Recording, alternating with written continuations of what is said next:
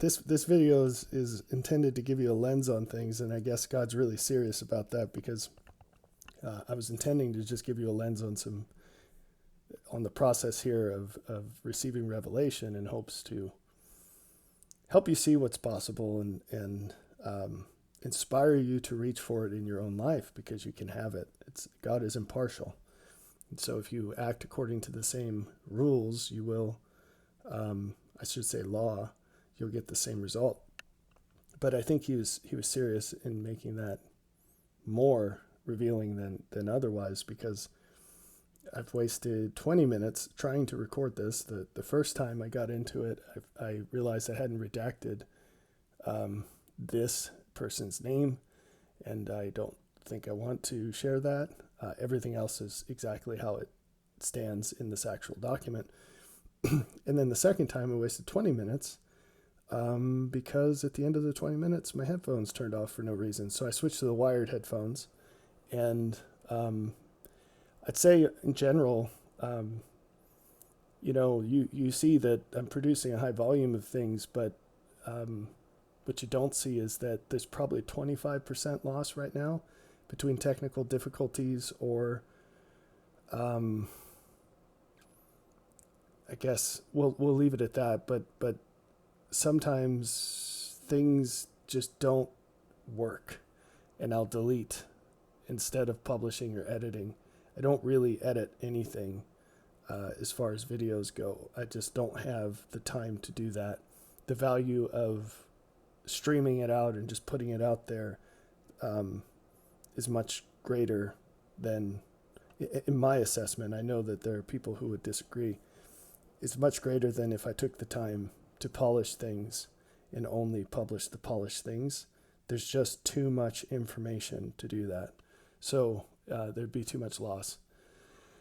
Okay, so let's get into this and let me repeat myself. Although to control expectations, I can't promise this will be any more polished than it was the first time. So I was cranking away here. I'm 2 hours into the process this morning, and things were really flowing. And the Lord said, stop what you're doing and show them. And so I'm obeying that. It's theme. It's a recurring theme with him that he's asking me to show things because, or an example of this is a couple weeks ago. Actually, it might have been months ago now, but I had a very normal 5-minute revelation. And right after that, because I just keep rolling, whatever. And he said, no, I want you to stop and try to unpack this so that people can see the volume of what I can tell them in such little time. And I said, okay. So I tried, and this video exists, but it's not published. I haven't deleted it, but I'm still on the fence whether it's going to be helpful or not. You might say, well, didn't God tell you to make it? He told me to try, but he does leave an awful lot up to us, and we have to figure it out. But I think it's too much for people to handle. And this is the thing. It's when you start talking about the internal processes, it's much, much, much harder to structure that in a way that's communicable and helpful. That's a deep topic, so let's try to keep it focused here. Okay, so obviously you can pause this and read this. There's no secrets here. If something seems crazy or clunky, I ask you to just give it time. That's not the purpose. I'm not showing you these things to show you the information. I'm showing you these things to help you see the process. Again, so that you'll find the incentive to pay the price to have them for yourself. It's a funny thing. This is a gospel pattern. It's a very important principle. All good things come from above. So if they come from above, how can you receive them? There's a false notion that God could just plop down anything. I've talked about this before, bringing blessings down out of the mountain. I'll talk a lot more about it later, but it's really challenging for him to do. Because when you try to do that, it ends up being harmful to people because of how they decide to react. When you give a kid dynamite, he doesn't go build a city. He blows his friend up or his hands off or himself up. So there's a process to help people use what comes from above to their own blessing and the blessing of others. But part of that process is giving people a taste of what it's like. And they'll be limited in how they can understand it, how well they can understand it, and how accurately they see the value. But it's the best that we can do. And that's the challenge, is that you're asked to pay a price that exceeds what seems worth it, because you can't be shown the full value of what it would buy until you do it. That's John 7:17. And then, so the only thing you can do is give people a taste and hope it's you give them a taste of what's better and you show them more about the limits of what they have. That's how you do it. So that's what we're going to do right here. Okay, so I kicked this off. This is my notes file. This is the first place I dump things. I've mentioned it before. Right now it's about 400 pages, but that can vary by 100 pages in a day easily. So I think I've processed 3,000 pages this year, between writing and getting moved into where they go. It might be more than that. Anyway, so I was this is TMI, but I started the day on the toilet, and that's where I check my YouTube comments, and that's a nice thought, huh? There was one about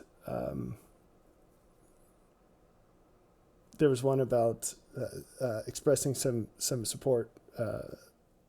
Some folks getting angry at things recently, and this is what the Lord told me to say in response. And then He said, "I want you to copy this into your file, because you'll use it later." And I said, "Okay." And there's some suggestions He made as I copied it, so I applied those. This is still a work in progress. Everything here is.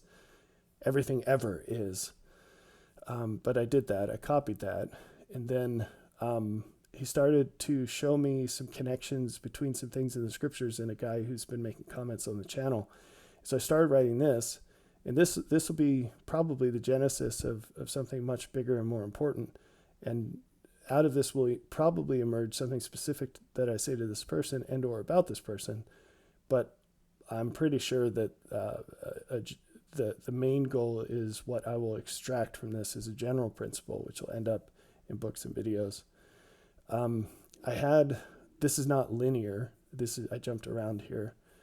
I had a chain of thoughts about separating the core of the gospel from all of the appendages, and how that's important when we're estimating the value of other people's ministry.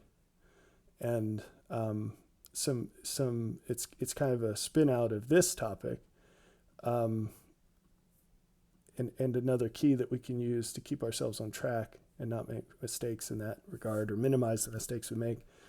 This is a set of maybe 5 emails that I sent to myself yesterday evening.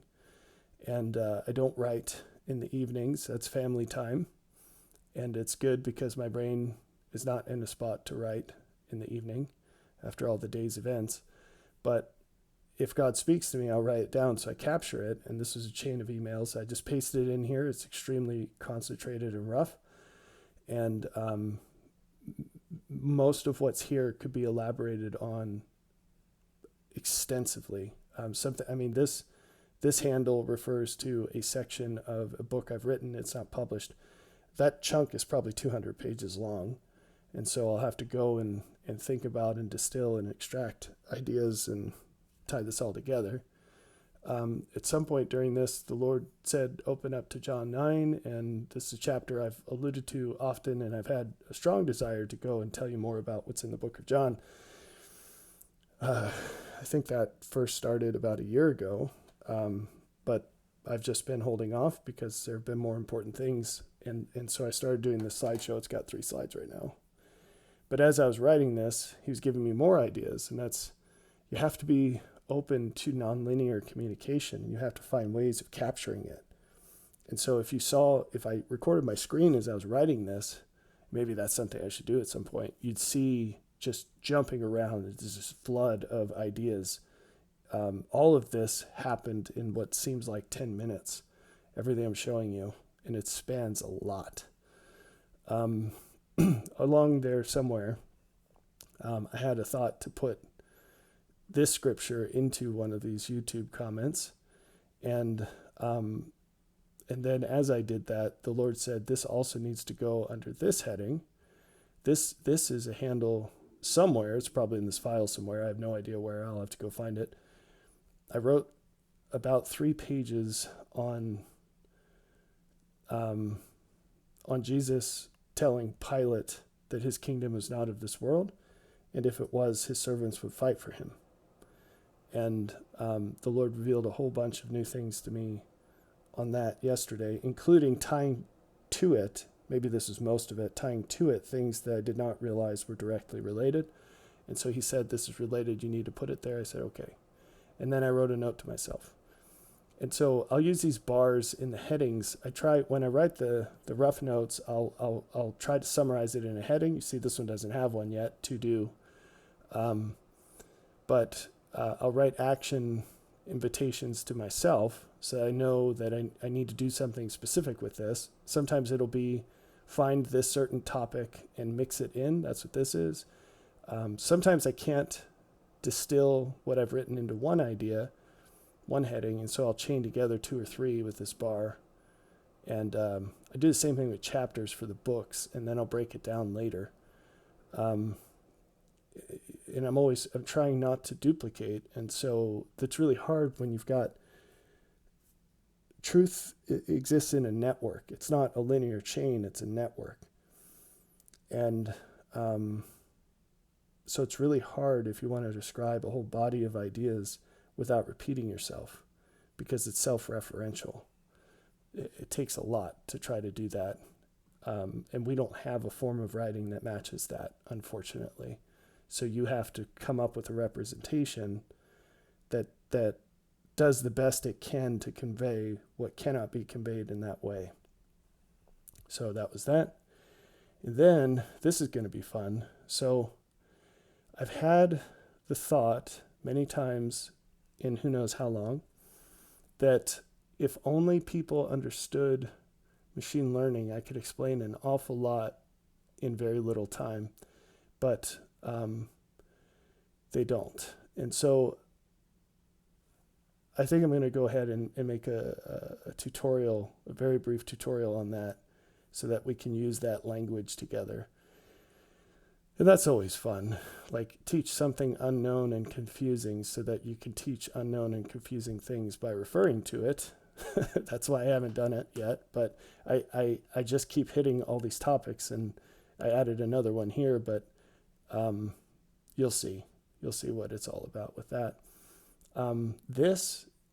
I was searching for something on my blog yesterday, and I hit this post that, I do not remember the things that I publish for the most part. And that's a good thing for the most part, for reasons I won't get into. Well, I'll get into them. I think if I remembered them all, it would certainly be harder to have hope, because some of the things that I've said have been so plain and so valuable that the inadequate response to them would be extremely disheartening. It wouldn't stop me, but it would make it a lot less fun. Not that I would describe any of this as fun, but it is fulfilling. Anyway, so I was shocked because and this happens often, it happens both ways, where I will think I've spoken a lot about something. It turns out I've said nothing about it. And I will think that I have said nothing about something. That was the case here. And I actually wrote a blog post on it. So I pasted this into here, and I need to go make sure that this is in wherever I'm talking about these knife edge topics, which I think is sprawled out across several books right now, and I'll have to fix that.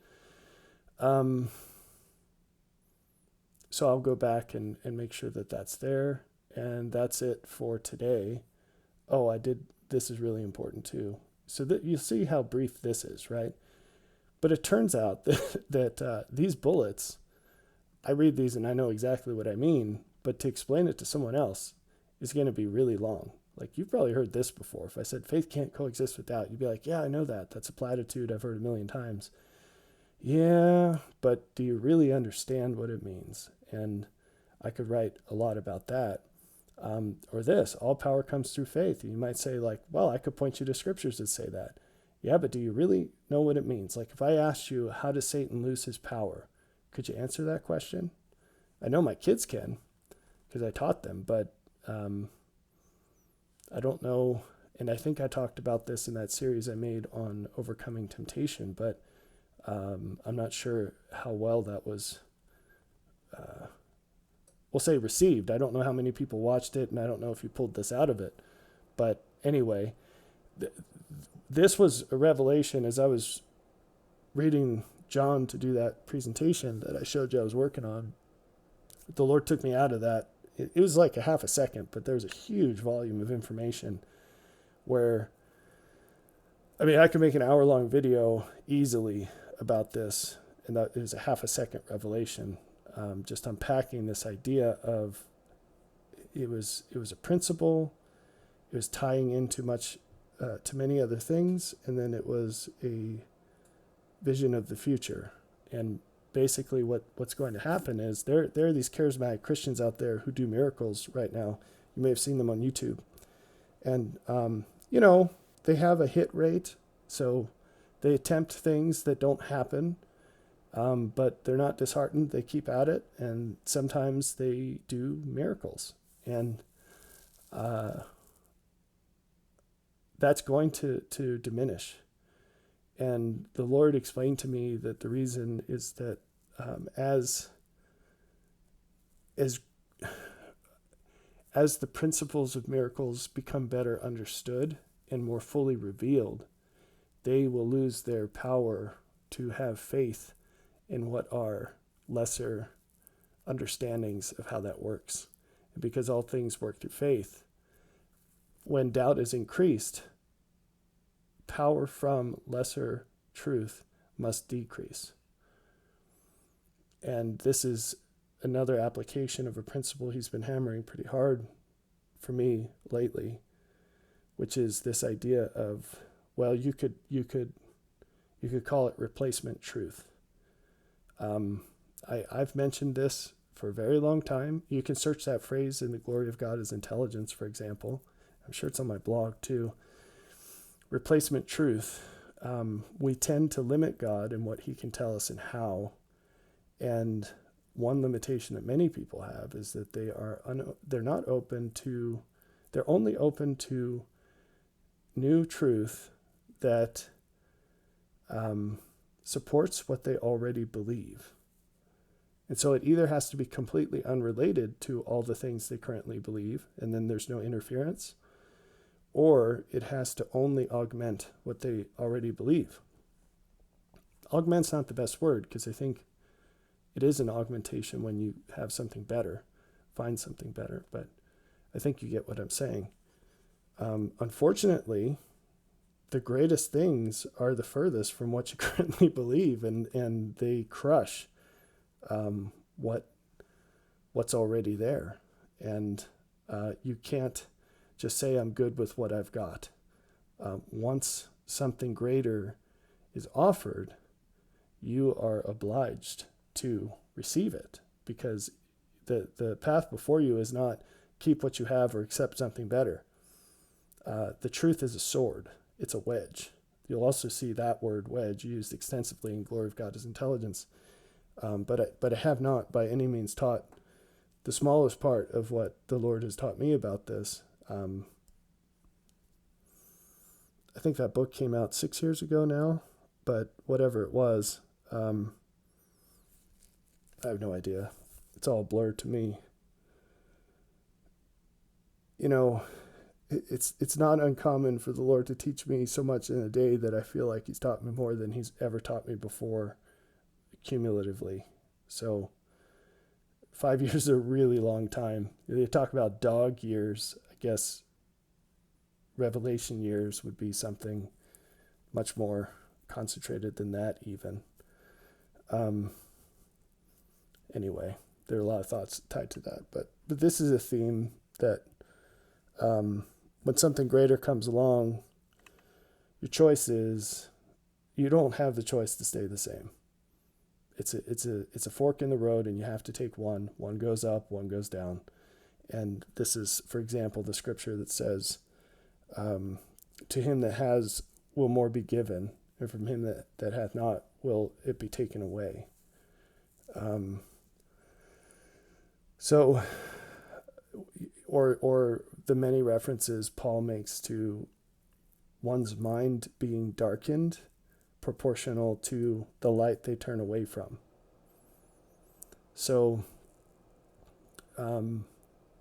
this is a very important principle, because I've seen, I saw a presentation, I'm not going to name names, but a person who a lot of people have been exposed to,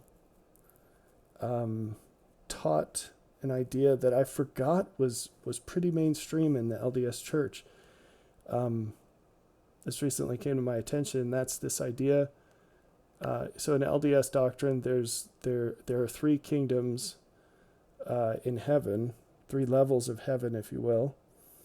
And this guy said, you get to choose which one you want. And some people don't want the celestial kingdom, which is the highest one. And that's okay. And they want something less.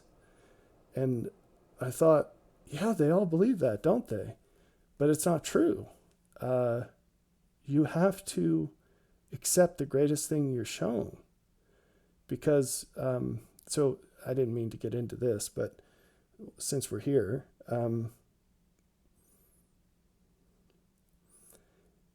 as you reconcile your life to God, he will reveal greater things to you. And as he does, you become responsible for those things. It's very plain in the scriptures, greater light, greater accountability. So if you know about something better and don't live it, you don't get to keep the thing you had before. You lose some of that too.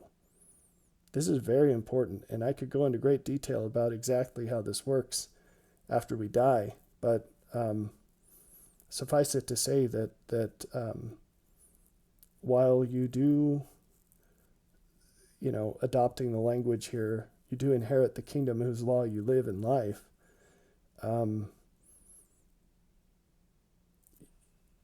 you can't just hold to something lesser and say, I'm good.